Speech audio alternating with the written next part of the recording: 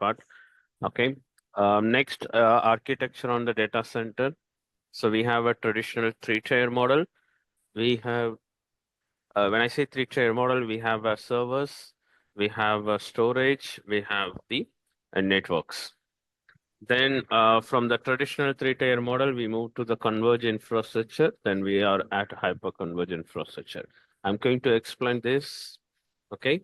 But before that, let's focus on the storage side because HCI is, it's a storage technology. Last week, we discussed about some of the different, options. Let me take action.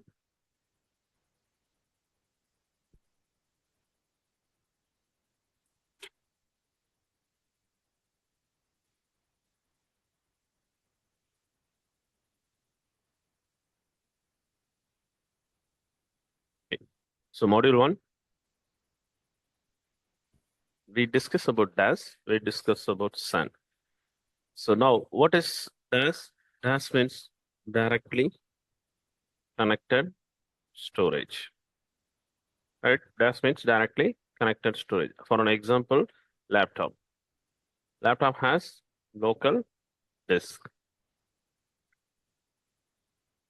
What is the advantage with DAS? Since it's locally connected, performance is high. So data is local.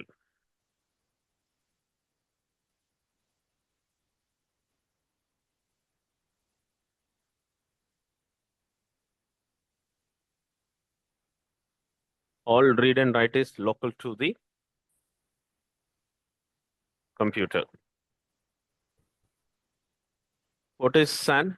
SAN servers will have no local storage.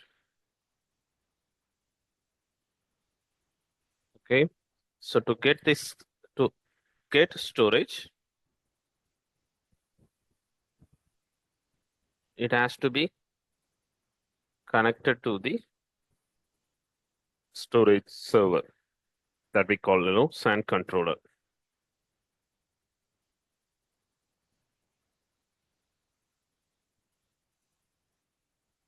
SAN controller, remote disk, not the local disk.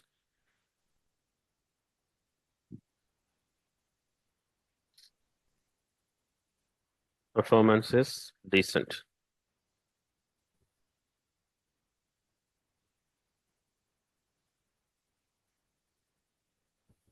Data is remote, not the local.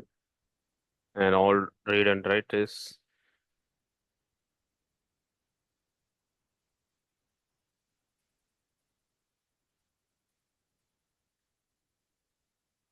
okay.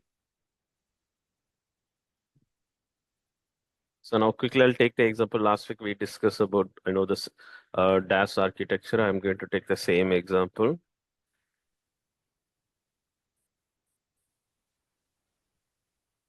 Let's take a scenario. I have 3 servers. And all this server has local storage. Consider like a laptop. Laptop has a local disk, right? So each one of the server having 1 TB storage.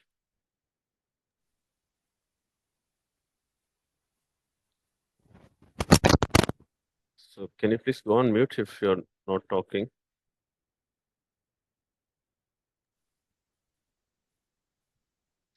I have 3 different servers. And these 3 servers.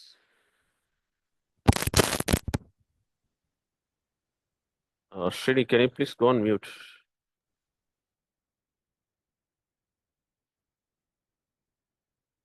Thank you. So I have 3 different servers. Each server has a locally connected storage. Thank you, Srini. So, let's take a scenario. I run Active Directory here. I run DNS here. Then I run DB here. 3 servers with 3 different applications running. After 6. I'm looking at the storage performance and storage utilization, and I found that I have a problem with database server. I have a problem here. Okay, so my storage utilization is 95% now. So I have only 5% free. Other side, here 80% free space. Here probably 85% free space.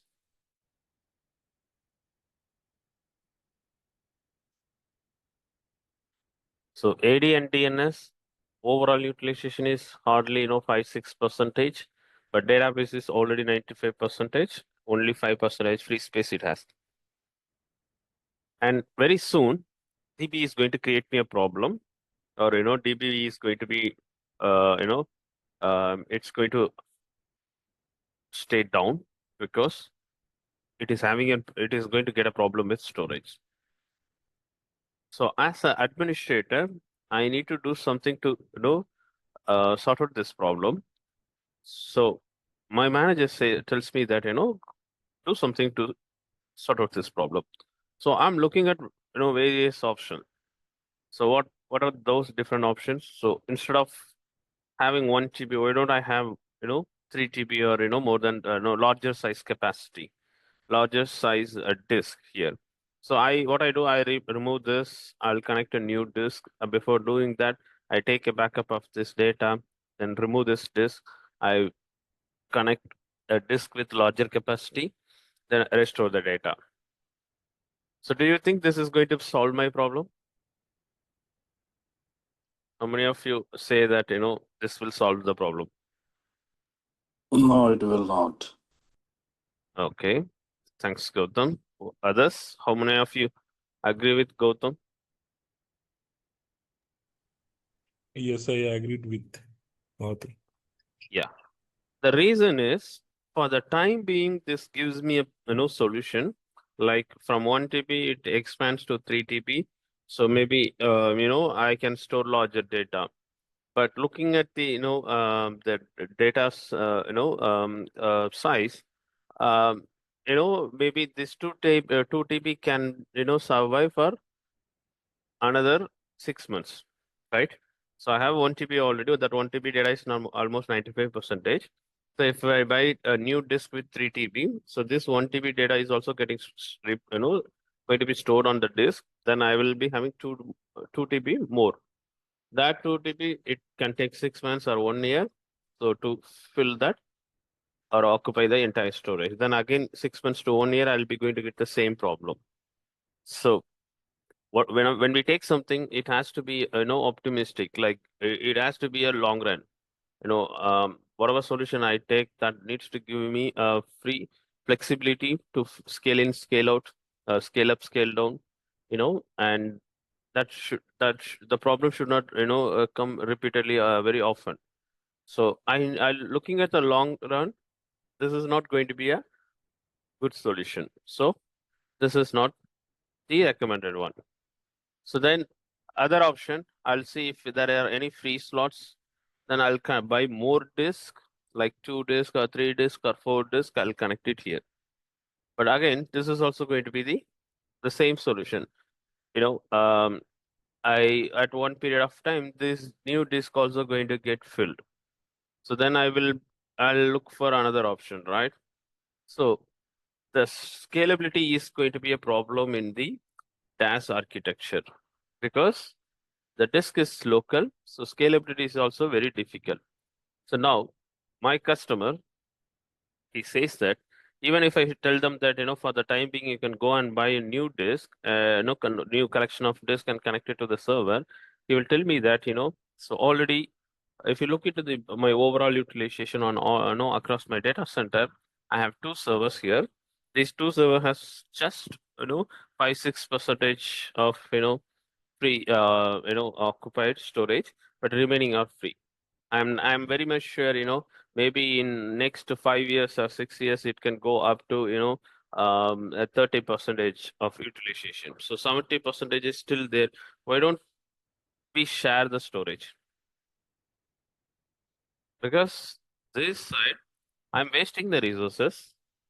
I purchased a server with 1 TB, but I'm going to use only, a 30% of storage for next 5 or 6 years. Why don't I share this storage with the server?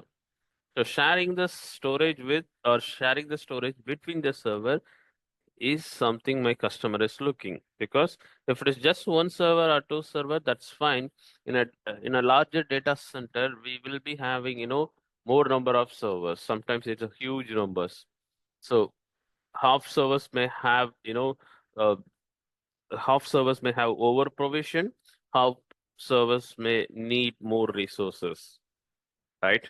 So to utilize the resources in a better way, customer is asking, can we share the storage? Do you think this is something we can do that? No, in DAS it's not possible.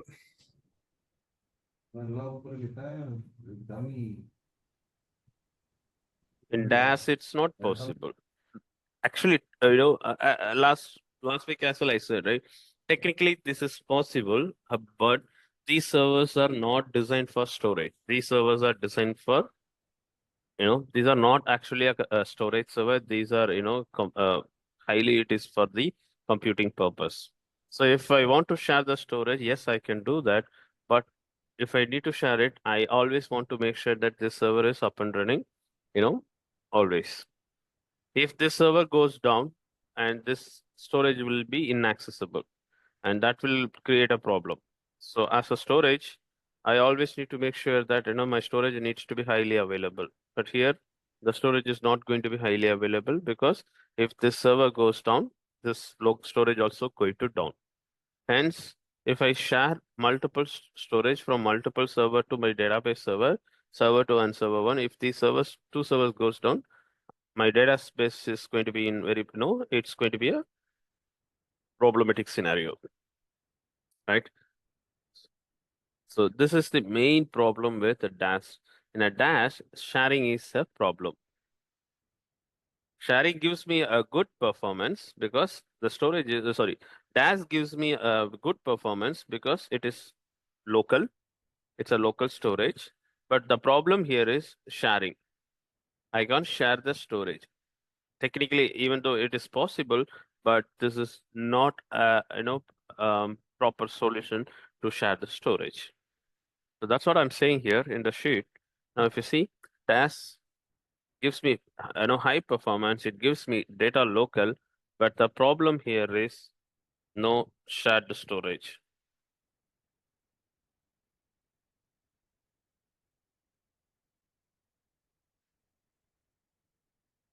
This is my problem. Okay. So if a customer need a dash solution, data local, then, he can go for dash. But if a customer is looking for shared storage, this dash solution is not suitable for them. So now, let me quickly check. All good from your side? Do you have any question on dash?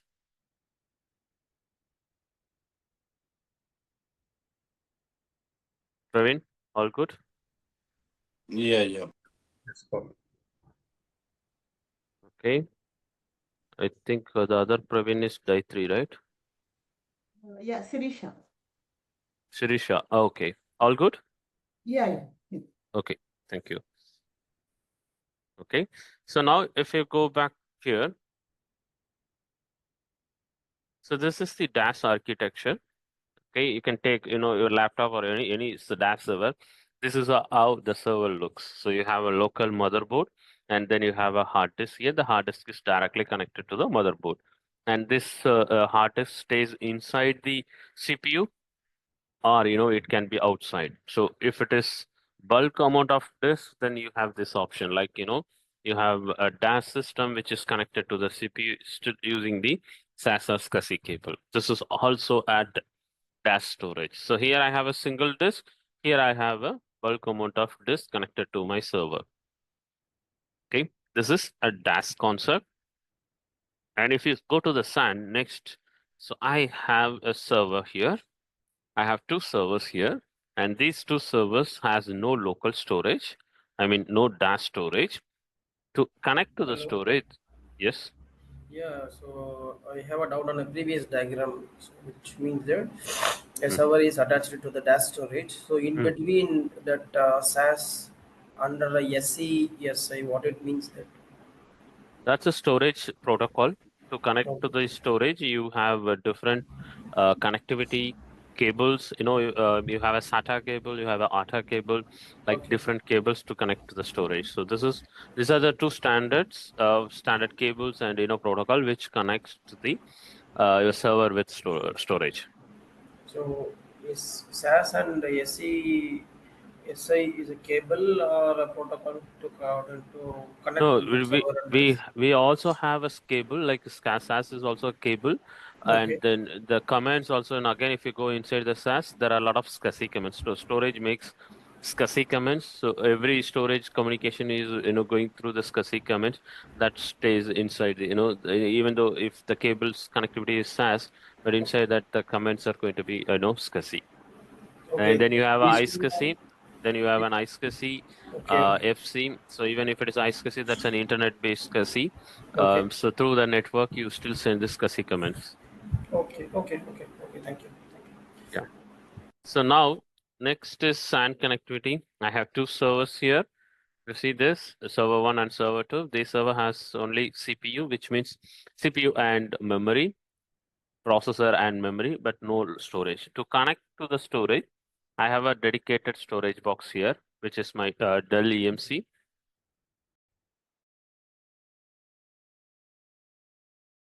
Dell EMC array, that's my storage box. So this is, I can say that storage box, or I can say that sandbox, or I can say my SAN controller. So controller at the back end, I have storage, collection of disk. So to connect to the storage, I need a SAN switch that you can see here. Okay, the servers, if the servers need to connect to the storage, I need a storage switch or SAN switch. That's a requirement. If DAS, I don't need anything. I'll just connect by the disk. I'll connect it on the server. But if I go with the SAN, I need a SAN switch. So my servers will have a connectivity to the storage box through the SAN switches. Okay. So now let's talk about the advantage and disadvantage of SAN. So I have I'll take the same example, 3 servers. In previous example, I have given local storage to the server, 1 TB, 1 TB. But here I said, right, the SAN has no local storage. So I place a storage switch here, and then I'll put a SAN controller here. Okay. This one.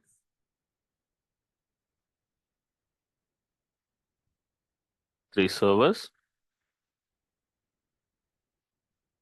This is going to be my storage switch.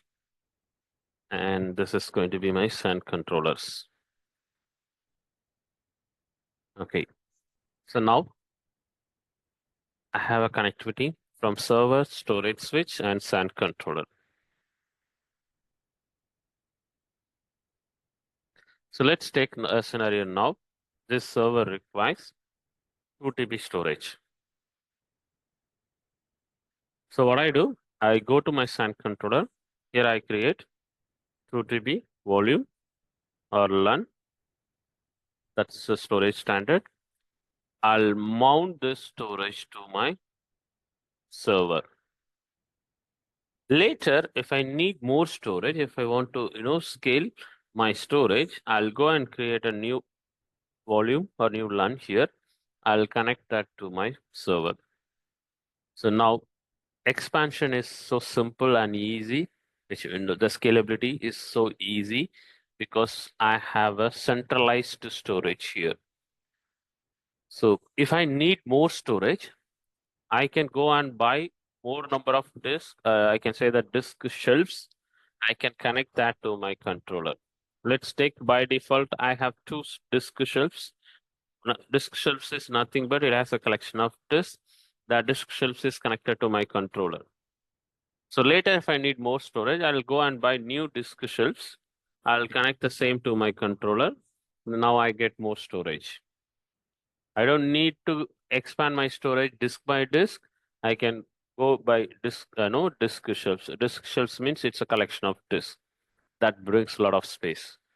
So that flexibility I have with my SAN controller, hence expansion or scalability is very simple and easy from my servers. This is an advantage with SAN storage. The SAN storage is a shared storage. Every server share the storage. Okay, but previous example, the servers will have local storage. The storage is not shared. It's only local to the server. But here I have a centralized storage. The storage is going to be shared by all the servers on that network.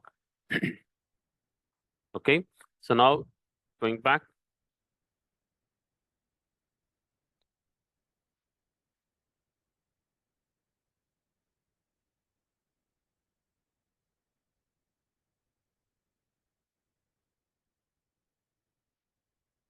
So what is the advantage with DAS? Data local. What is the disadvantage with SAN?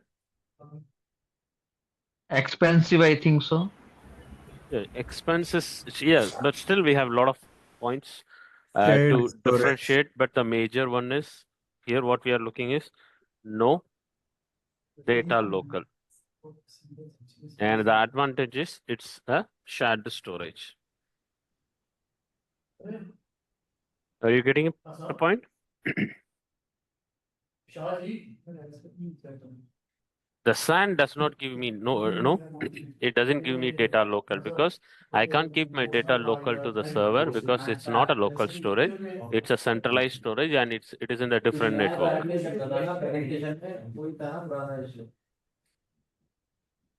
Make sense? Yes, yes. Okay. Srini, all good? Sriram, Yes, sir. Rahul? Okay.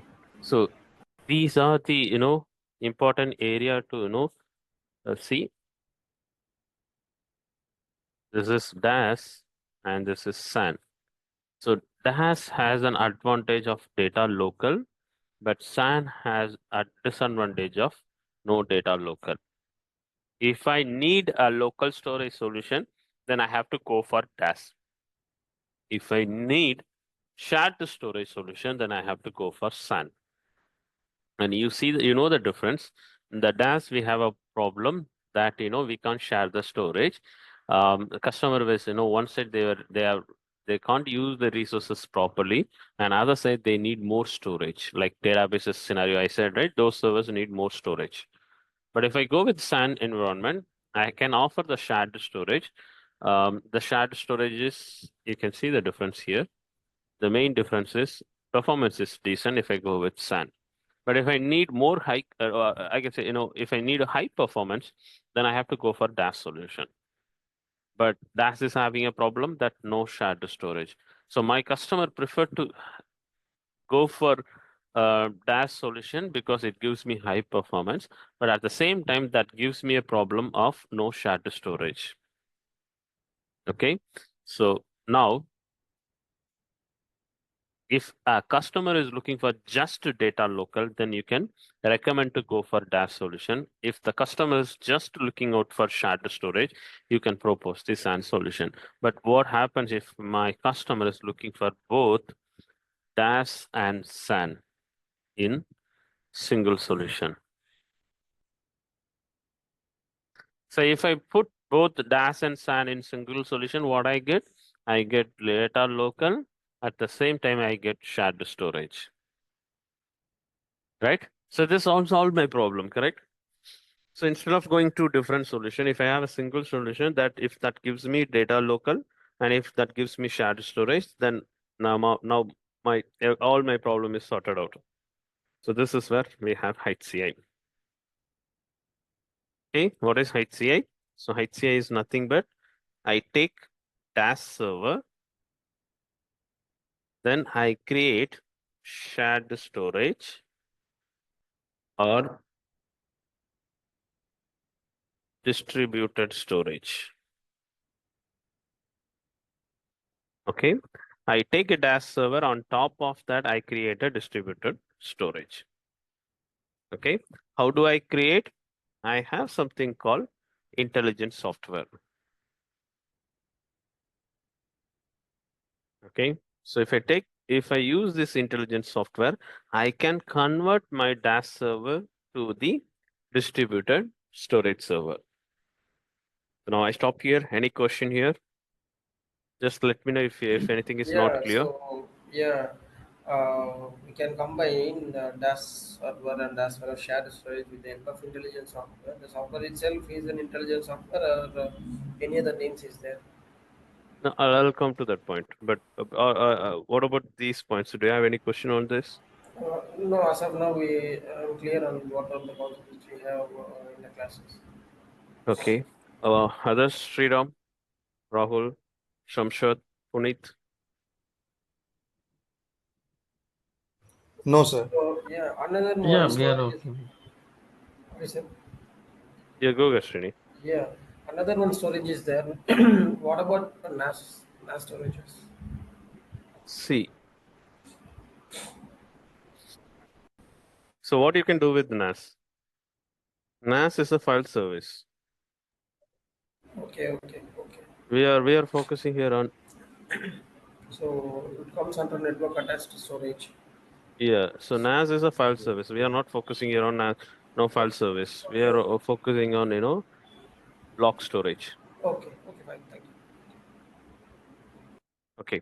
So now, why are we moving to HCA? Because HCA brings me advantage of DAS and shared storage. Okay. We know that DAS has certain advantage, SAN has the certain advantage. If I have these two in a separate solution, I get that advantage. But if I want to bring advantage of both DAS and SAN in one solution, that was not available. But once the HCA brings that, once the HCA was introduced, that brings me an advantage of having you know um, DAS and SAN in single solution. Okay, so now HCI, we understood that it's a hyperconverged infrastructure. That's a storage level technology. What it does, it simplifies the storage by taking the local server, local storage, and it converts the local storage to the distributed storage. So now, what is the requirement for HCI? We need DAS, we need x86 compute, which means CPU and memory. Then we need DAS storage, minimum one disk. Then we need intelligent software. Yeah, is there any specific capacity of the disk? Yes, we have a specific requirement. I'll come to this later stage. Okay, we have not reached into the disk architecture. Okay.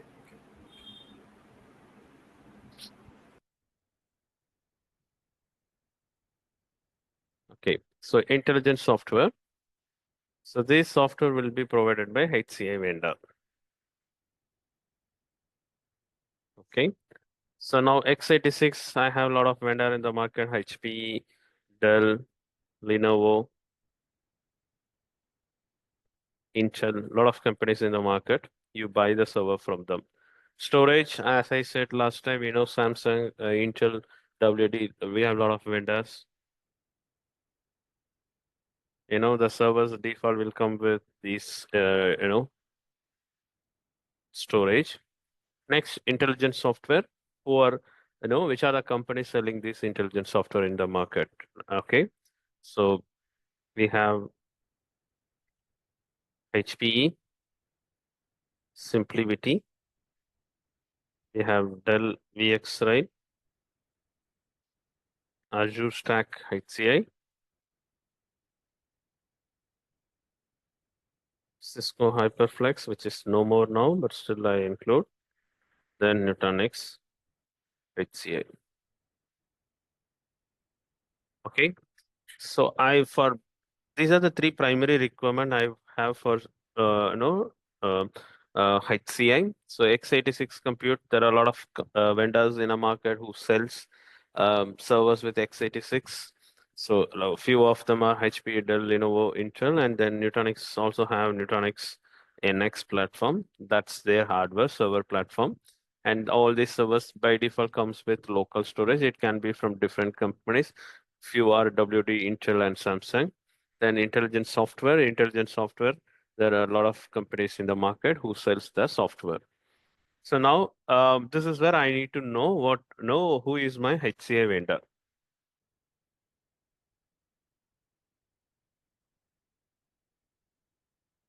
Or you can say that whose intelligent software I'm going to use. So people who attended last week training, can you answer whose intelligent software you or I know I can use?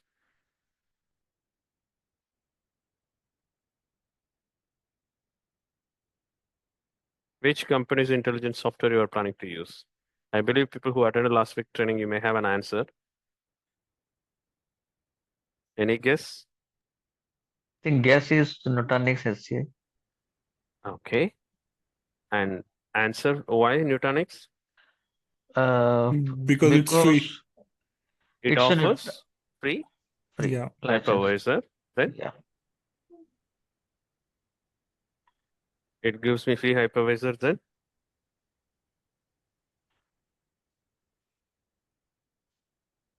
it gives me free hypervisor. It's an enterprise cloud. It is a full stack model. Then multiple servers supported.